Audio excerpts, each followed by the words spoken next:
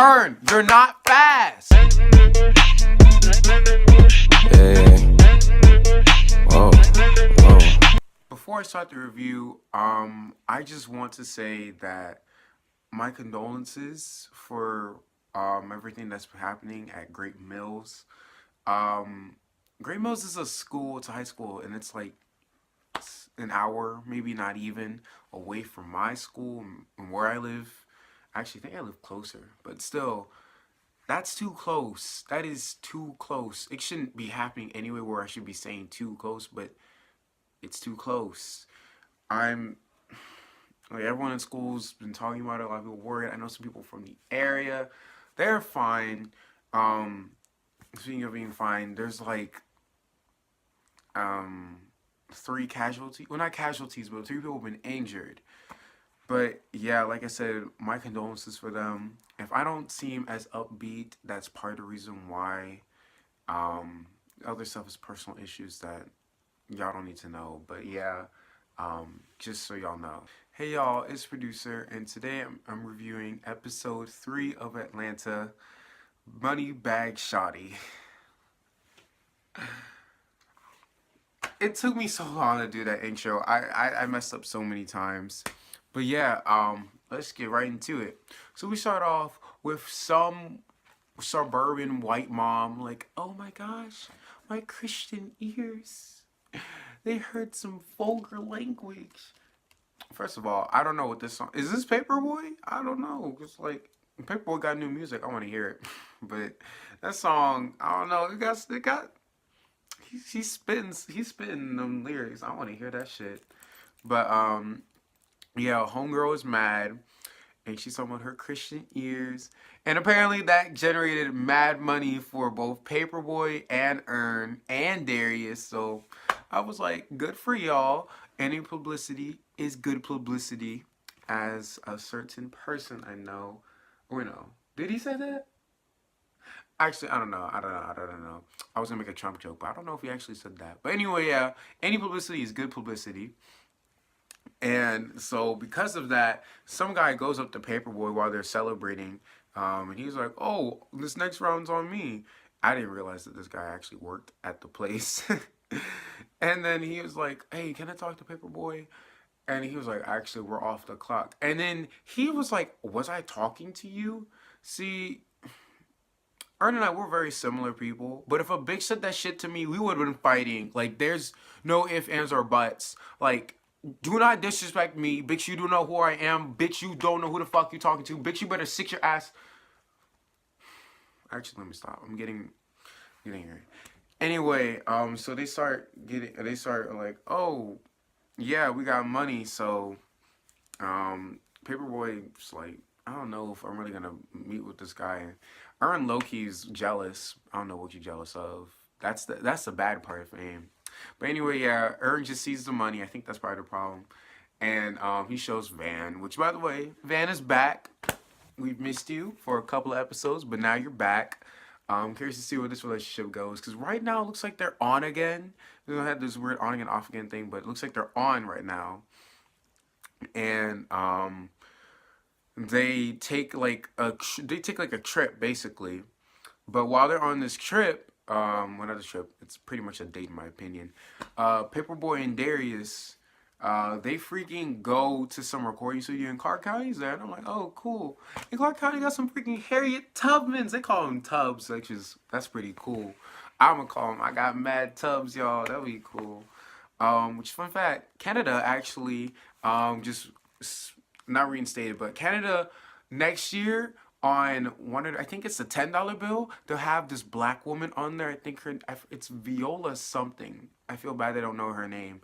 But yeah, she's basically Canada's Rosa Parks, because since she didn't want to follow their segregation laws, she sparked their civil rights movement, which I guess we shouldn't attribute all of that to Rosa Parks, but you know, it'd be ignorant to act like the bus boycott didn't happen, which was a pivotal part of the civil rights movement. But yeah, yeah, Clark County was cool at first, but he was really getting on my nerves. Like, he was saying, "Oh, I don't do drugs and I don't drink like that." I'm like, okay, good for you. You take care of your health.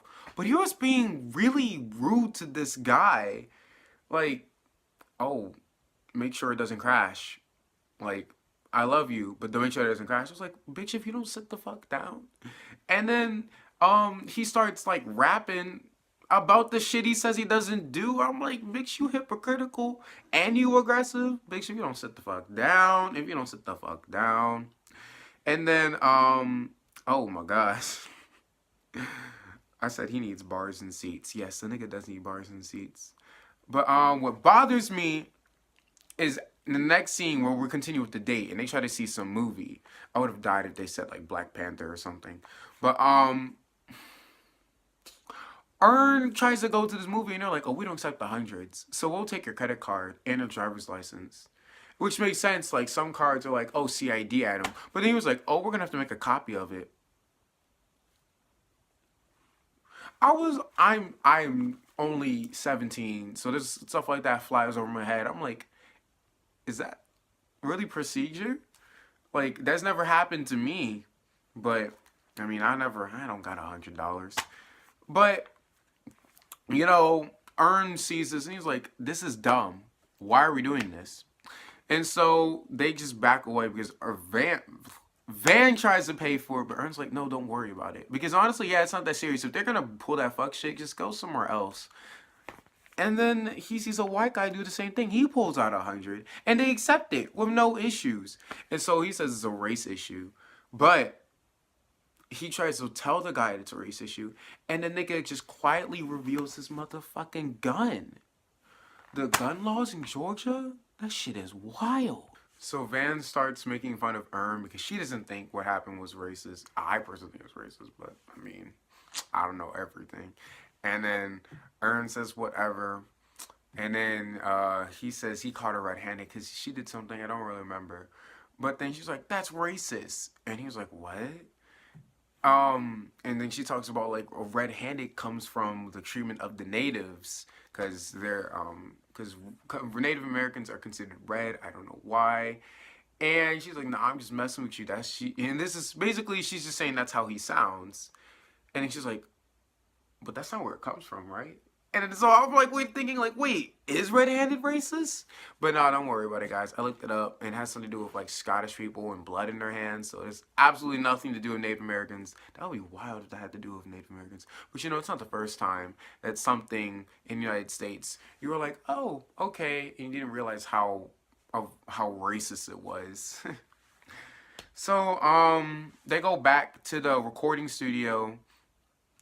And the white guy messes up, and the guy, Clark County, he walks out after he threatened him, like, you better stop with that fuck shit. And he didn't stop, although it's technical issues. He can't control that. So he just walks out, trying not to do anything. But as he said, he will not do anything. But he said there are other people that have hands in this world. That is, I don't think that's some cryptic shit. But he was like, and then his goons were like, y'all should go. You ain't got to tell me twice. So they started to leave. And I was like, okay, that white boy is fucking gone. That nigga is either dead, robbed, or both. Damn. Pobre Blanquito. And then they go back to the date. And then so they try to go to, I think it was some club. That looked pretty cool. And then what bothers me is that, like, Earns is minding her own business. And then they was like, oh, did you just try to pay with $100 bill? He was like, yeah. And he was like, that bill you used was fake. And I was like, oh, shit.